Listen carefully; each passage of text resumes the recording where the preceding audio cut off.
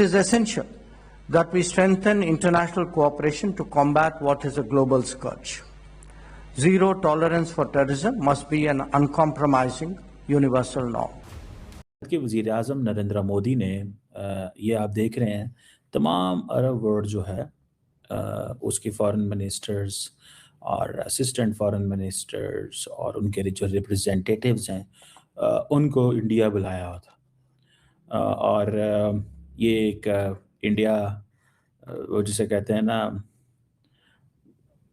अपने ताल्लुकात Arab world के साथ मजबूत कर रहा है ताकि पाकिस्तान को माइनस किया जाए। मुस्लिम कंट्रीज में हमारा भी से है, लाइक यूएई के साथ हमने स्ट्रेटेजिक पार्टनरशिप कर ली, आपने सऊदी के साथ कर ली, दिखाने के लिए ये बात हो गई कि मुस्लिम कंट्रीज में भी हमारा से है। आबू धाबी में भी उनके जो प्रिंस है वो हमारे यहाँ विजिट करते रहे। बाय एंड लार्ज अगर आप देखें मे बी तुर्की के साथ उतना हमारा वो नहीं है, but let me tell you Turkey उसमें पाकिस्तान के किरदार को आप किस तरह से देखते हैं? देखिए, पाकिस्तान एक बहुत ही डिफ़िकल्ट पोजीशन में खड़ा है और उसकी वजह यह है कि पाकिस्तान डिफ़िकल्ट इसलिए आज से कह रहा हूँ कि आपकी अफ़गानिस्तान से प्रॉब्लम चल रही है, आपकी भारत से प्रॉब्लम चल रही है, ईरान के बारे में कि पाकिस्तान को भी हिट कर दिया टेररिज्म का नाम लेकर। पाकिस्तान को सारी बात है, जब भी इंडिया ने हिट करना है टेररिज्म के नाम से हिट करना है ना, ठीक है। उन्होंने ये कहना पाकिस्तान ऐसा है वैसा है, और कि जो जिन मुआशरों के ऊपर या जिन सोसाइटीज़ के ऊपर वो होता है, फिर इंडिया की मैरीटाइम नेविगेशन जो है ना वो बड़ा ठीक है जी। दूसरी वजह कि पाकिस्तान की कोई इंटरनेशनल प्लेटफॉर्म्स पर कोई इस तरह की पॉपुलैरिटी अच्छी रही नहीं कभी भी, ठीक है। हमेशा कभी भी ये देखें, कोल्ड वार में हम किसके साथ खड़े थे? हम अमेरिका के साथ खड़े थे, और हमने क्या किया? हमने जो कि जंग हमारी नहीं थी। दोस्तों, भारत के अंदर सेकेंड इंडिया अरब फॉरेन मिनिस्टर मीटिंग हुई है और इस मीटिंग के अंदर भारत के विदेश मंत्री के साथ अरब देशों के 22 देशों के विदेश मंत्री भारत आए हैं। पर इस मीटिंग के अंदर भारत ने और अरब देशों ने पाकिस्तान को जब पूछा तक नहीं है तो पाकिस्तान को बड़ी मिर्ची लग गई है। पाकिस्तान का कहना है कि भारत तो चलो हमारा दुश्मन है, पर अरब देश भी अब हमें कोई वैल्यू नहीं दे रहे हैं और भारत के साथ इतनी बड़ी मीटिंग हुई पर हमें पाकिस्तान जो कि एक एटमी मुल्क है उसको न्योता तक नहीं भेजा है। ऊपर से इस मीटिंग के अंदर जयशंकर साहब ने अरब देशों के सामने ही पाकिस्तान को रगड़ दिया और साथ में अरब देश भी आतंकवाद को लेकर पाकिस्तान की खुलकर और कड़ी निंदा करके गए हैं और आतंकवाद के खिलाफ लड़ाई में उन्होंने भारत का समर्थन कर दिया है, जिससे पाकिस्तान के जख्मों के ऊपर नमक रगड़ा गया है भारत के द्वारा और इससे पाकिस्तानियों को It is essential that we strengthen international cooperation to combat what is a global scourge. Zero tolerance for terrorism must be an uncompromising universal norm. इस दौरान विदेश मंत्री ने यह भी कहा कि भारत के सभी अरब लीग देशों के साथ मजबूत साझेदारी है जो कई मामलों में रणनीतिक स्तर तक पहुंच चुकी और इसकी जड़ें हमारे साझा इतिहास में हैं, जहां हमने लंबे समय से वस्तुओं, लोगों और विचारों का आदान प्रदान के वज़ीर आज़म नरेंद्र मोदी ने ये आप देख रहे हैं तमाम अरब वर्ल्ड जो है उसके फॉरेन मिनिस्टर्स और असिस्टेंट फॉरेन मिनिस्टर्स और उनके जो रिप्रेजेंटेटिव्स हैं उनको इंडिया बुलाया हुआ था और ये एक इंडिया वो जिसे कहते हैं ना अपने ताल्लुकात अरब वर्ल्ड के साथ मजबूत कर रहा है ताकि पाकिस्तान को माइनस किया जाए, जो फैक्ट है, ठीक है, ताकि पाकिस्तान को माइनस किया जाए। अभी मैं देख रहा था जयशंकर साहब जो हैं उन्होंने भी वहाँ पे स्पीच की। अब वो कहते हैं कि जी हमारा वेस्ट एशियन रीजन जो है वो हमारे बड़े मेजर ट्रेडिंग पार्टनर हैं और साथ में उन्होंने पाकिस्तान का भी कह दिया कि जनाब पाकिस्तान जो है ना उसकी क्रॉस बॉर्डर टेररिज्म जो है वो नाम नहीं लिया उन्होंने पाकिस्तान का, ठीक है जी।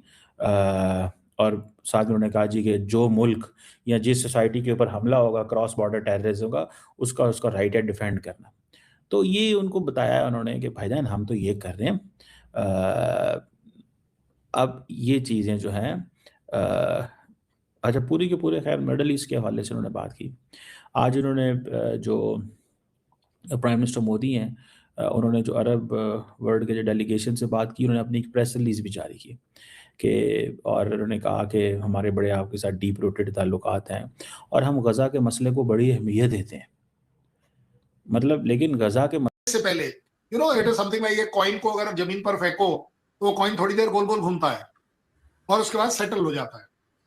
सो मुझे लगता है कि पाकिस्तान के साथ हमें ये तकलीफ जरूर हुई कि वो कॉइन घूमते घूमते में ही खड़ा हो गया, घूमता ही चला जा रहा है और वो स्टेबल नहीं हो पा रहा, बैठ नहीं पा रहा।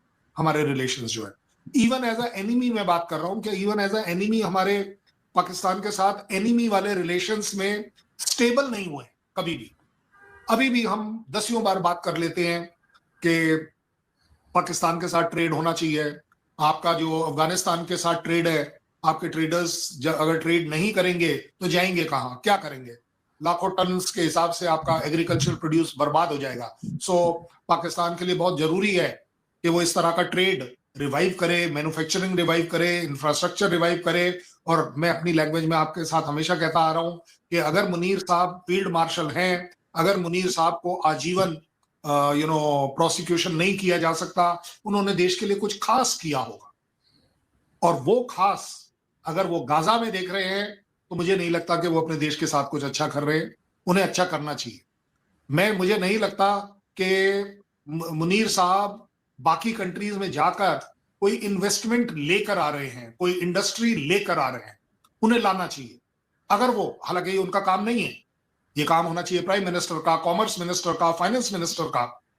बट जो भी है आपके यहाँ जो ये इतनी उथल पुथल होने के बावजूद इंडिया अभी भी होप कर रहा है कि पाकिस्तान को अपनी टेररिज्म से तौबा कर लेनी चाहिए, क्योंकि ये मेरे से ज्यादा उनके लिए भी अच्छा है।